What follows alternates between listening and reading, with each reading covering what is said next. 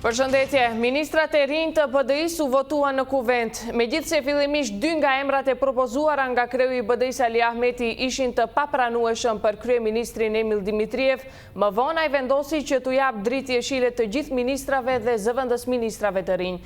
Opozita kundërshtoi këtë lëvizje të BDI-s duke e quajtur atë bashkëkrijuese të krizës politike, por nga BDI-ja replikuan duke thënë se kriza u soll nga përgjimet tek të cilat asnjë shqiptar nuk kishte akses. Për më shumë detaje nga zhvillimet e sotme në kuvent, do të lidhemi drejt për drejt me gazetarin Valmir Kuçi, i cili ndoqi nga afër zhvillimet. Valmir, cilat janë informatat e fundit nga kuventi sa i përket zgjedhjes së ministrave dhe zëvendës ministrave të BDI-s? Po, Zejxhan, përshëndetje për ty dhe për gjithë shikuesit e televizionit Alisat. Para pak çaste sapo përfundoi seanca e kuventit në të cilën, siç ishte paralajmëruar që nga dje, u votuan ministrat dhe zëvendës ministrat e Bashkimit Demokratik për Integrim.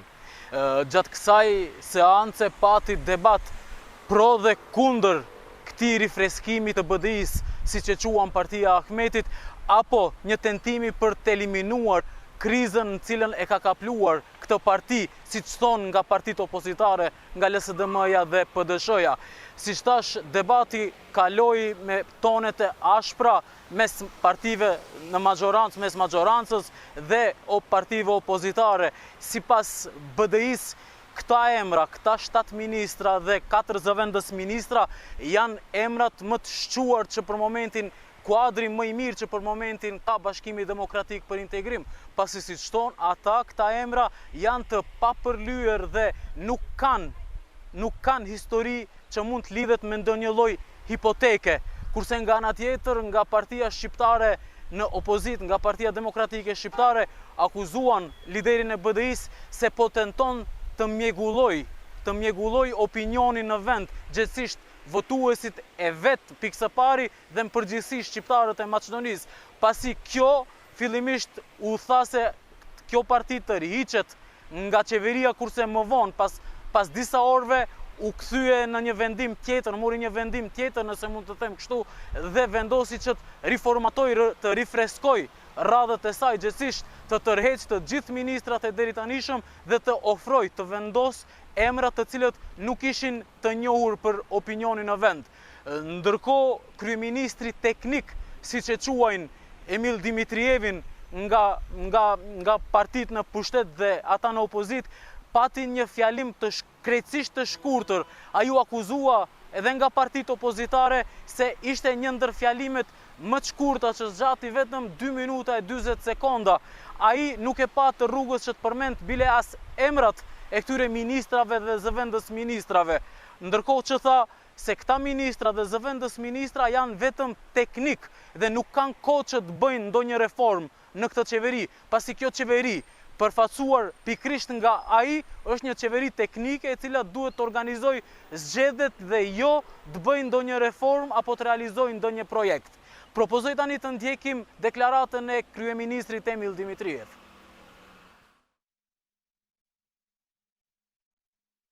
Očekujem ove lica.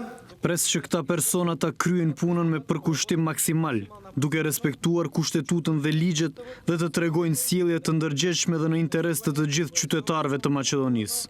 Edhe përkundër kompetencave të limituara të qeverisë, pres që këta persona të angazhohen për zbatim të programit dhe projekteve qeveritare dhe të kenë punë të suksesshme dhe produktive në resoret që do t'i udhëheqin.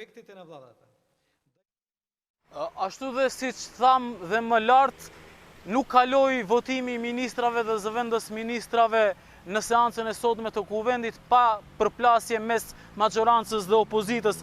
Përplasja është për mes këtyre partive politike të cilat për momentin janë në kuvent, ishte rreth rifreskimit të kabinetit qeveritar, ndërsa BDI mbronte ministrat e rinj dhe politikat e saj.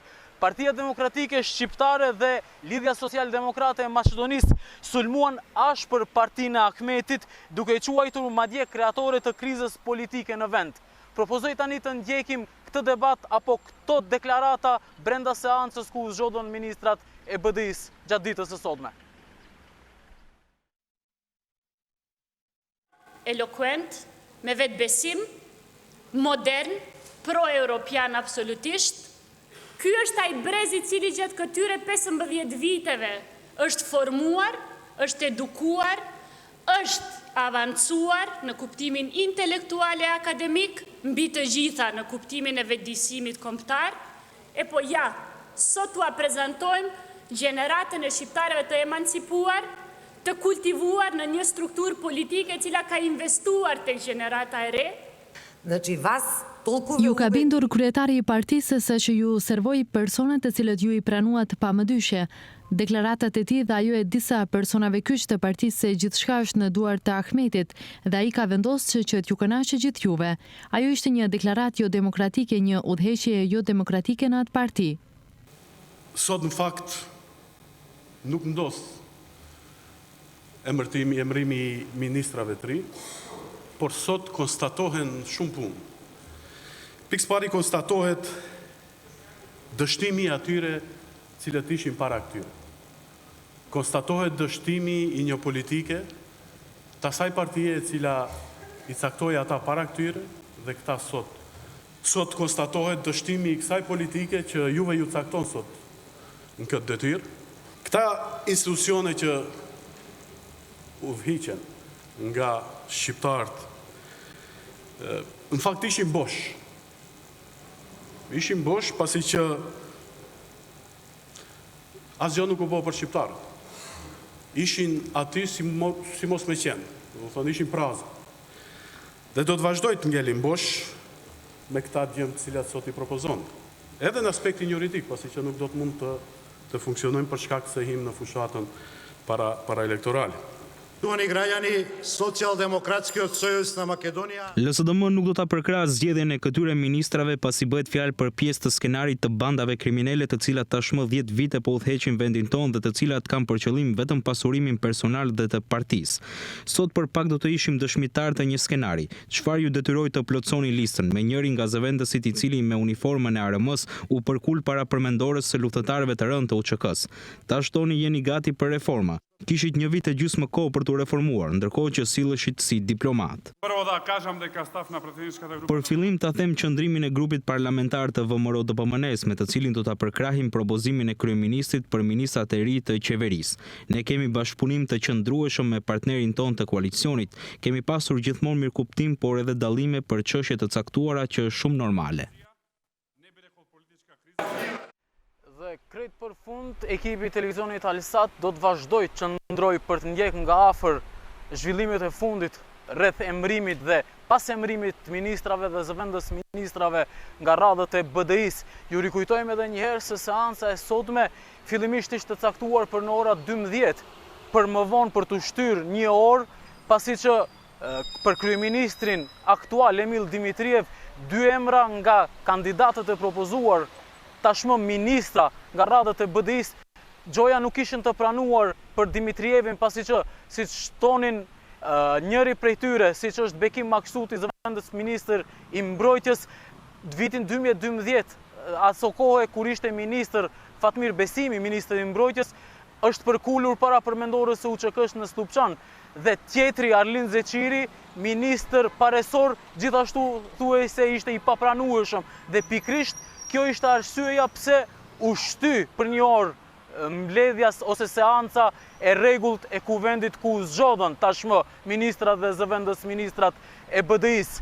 Por e gjithë kjo kaloi pasi që burimet tona, siç thon brenda Partisë Shqiptare në pushtet, ata kishin kërkuar nga partneri I tyre o të votohet e gjithë lista e propozuar nga lideri Ali Ahmeti, lideri I Bashkimit Demokratik, ose nuk do të votohet asnjë nga këto emra.